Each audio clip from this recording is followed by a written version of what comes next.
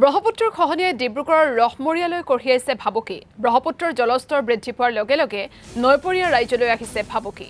কোটি কোটি টকাৰে খহনীয়া প্ৰতিৰোধৰ বাবে জিঅ'বেগৰ ব্যৱস্থা কৰিছিল জলসম্পদ বিভাগে। কিন্তু তাৰ পাছতো খহনীয়া নিয়ন্ত্ৰণ নোহোৱাক লৈ শংকিত হৈ পৰিছে স্থানীয় ৰাইজ। এই সন্দৰ্ভত এক প্ৰতিবেদন আগবঢ়াইছো বিশ্বজিৎ ফুকনৰ। মই এই মুহূৰ্তত উপস্থিত আছো ৰহমৰীয়াত ব্ৰহ্মপুত্ৰৰ পাৰত আৰু এক বিশেষ দৃশ্য দেখুৱাবৰ কাৰণে উপস্থিত হৈছোহি। যিহেতু ৰহমৰীয়াৰ এই অঞ্চলটো বান আৰু খহনীয়াই বিধ্বস্ত কৰা অঞ্চলটোত চৰকাৰে কোটি কোটি টকাৰে জিঅ'বেগৰ যি কাম কৰি অঞ্চলটোৰ খহনীয়াৰ পৰা প্ৰতিৰোধৰ কাৰণে স্থায়ী সমাধানৰ কাৰণে চেষ্টা কৰিছিল।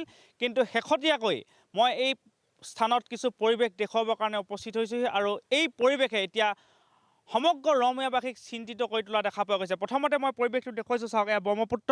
এতিয়া বাৰিষাৰ আগমুহূৰ্ততে ৰহমৰীয়া বিভিন্ন প্ৰান্তত খহনীয়া হৈছিল, সেই দৃশ্য আমি দৰ্শকসকলক দেখুৱাইছিলোঁ। কিন্তু ৰহমৰীয়াৰ যি খহনীয়া বা ৰহমৰীয়াৰ যি ব্ৰহ্মপুত্ৰৰ যিটো সোঁত, এই সোঁতৰ পৰা ৰহমৰীয়াক বছৰ বছৰ ধৰি যি ৰক্ষা কৱচ হিচাপে আছিল পলভঙা যি চাপৰি, সেই চাপৰিটো এইবাৰ যোৱা বৰ্ষত যিহেতু ব্ৰহ্মপুত্ৰৰ প্ৰবল খহনীয়াত প্ৰায় অতি নিচ্ছিন্ন হৈ গৈছে। যাৰ ফলত মই দেখুৱাইছোঁ, চাওক দৰ্শকসকল, এই মুহূৰ্তত যিহেতু সোঁতটো এতিয়া এই পলভঙা চাপৰিটো খহনীয়াই উটুৱাই নিচ্ছিন্ন কৰাৰ পিছতে এতিয়া চিয়াং আৰু ব্ৰহ্মপুত্ৰৰ প্ৰবল সোঁতে এইবাৰ ৰহমৰীয়াত এই পাৰত এতিয়া বাৰিষাৰ আগমুহূৰ্ততে খহনীয়া আৰম্ভ কৰিছিল আৰু এতিয়া বাৰিষাৰ এতিয়া হোৱা নাই, পানী কিছু বাঢ়িছে। এতিয়া বহাৰ লগে লগে বিভিন্ন প্ৰান্তত খহনীয়া আৰম্ভ হৈছে, যাৰ ফলত এতিয়া সমগ্ৰ অঞ্চলটোৰ ৰাইজ চিন্তিত হৈ পৰা পৰিলক্ষিত হৈছে। আৰু এই মুহূৰ্তত আমি বহু সময়ত প্ৰতিদিন টাইমৰ দৰ্শকসকলক কৈ আছিলোঁ, জিঅ'বেগৰ আচলতে কাম যেনেধৰণে হ'ব লাগে, যেনেধৰণে দলৈকে জিঅ'বেগ দিব লাগে, নিদিয়াৰ কাৰণে খহনীয়া হ'ব। যিহেতু বিন্ধাকটাত এইটো পৰিৱেশত কাম কৰাৰ বাবে বহু সময়ত বিন্ধাকটাত দেখা পোৱা গৈছিল, বহু খহনীয়াৰ সৃষ্টি হৈছিল,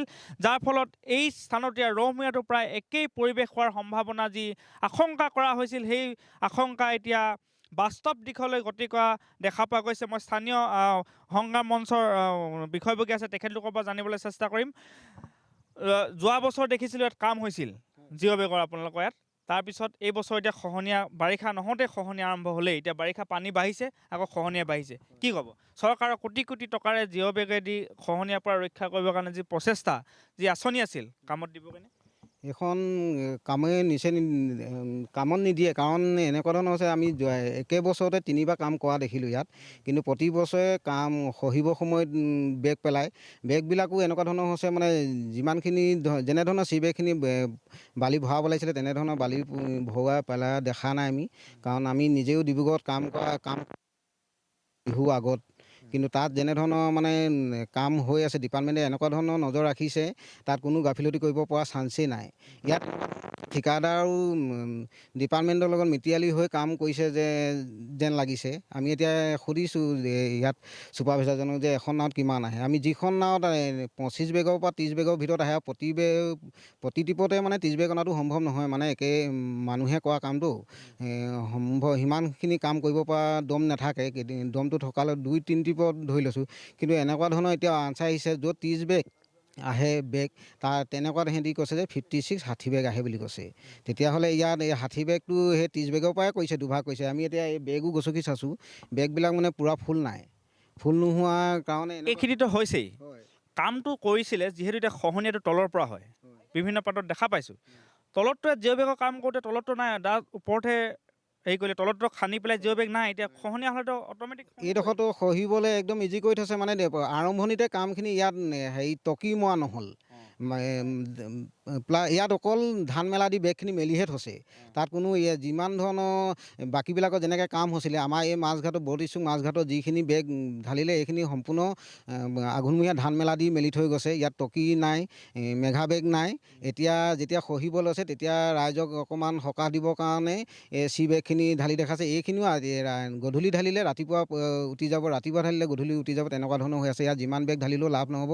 এই আঁচনিখন এতিয়া আৰু এটা কথা সুধোঁ, যিটো এতিয়া ৰহমৰীয়াৰ মূল ৰক্ষা কৱচ হিচাপে ব্ৰহ্মপুত্ৰৰ পাৰতে দেখা পোৱা গৈছিল মাজত যিটো পলভঙা চাপৰি আছিলে, যাৰ ফলত সেই চাপৰিটো থকাৰ কাৰণে সোঁতটো এই পাৰে নাহি মাজৰ ফালে গৈছিলেগৈ। যিহেতু চিয়াং নদীৰ যি প্ৰবল সোঁত, বিন্ধাকটা প্ৰায় এটা অংশ একে ৰাতিতেই বহুত ঠাইত মানে জিঅ'বেগ উটুৱাই লৈ গৈছে, উদাহৰণ আছে। তেনেস্থলত এইবাৰ যিহেতু সোঁতটো এতিয়া দেখিছোঁ চিধা চিধা আহিছে, চাপৰিটো নাইকিয়া হৈ গ'ল, এইবাৰতো খহনীয়া আৰু হ'ব।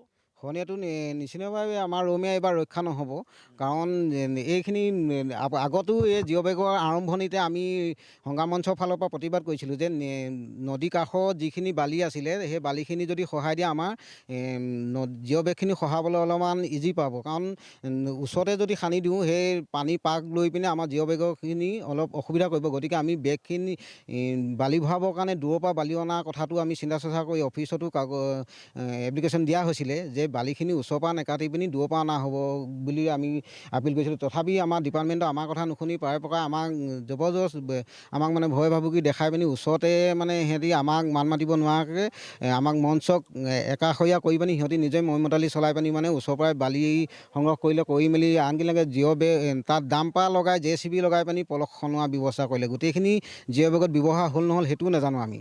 গতিকে আমাৰ মানে এবাৰ বাৰিষা আগমুহূৰ্তত এতিয়া এই অৱস্থা, বাৰিষাত কি হয় একো হিচাপ নাই। বাৰিষাটো হিচাপ নাই, কাৰণ এতিয়া এই সাধাৰণ পানী অলপহে বাঢ়িছে, এতিয়াতো আমাৰ আৰু 10-12 ফুট বাঢ়িবলগীয়া আছেই।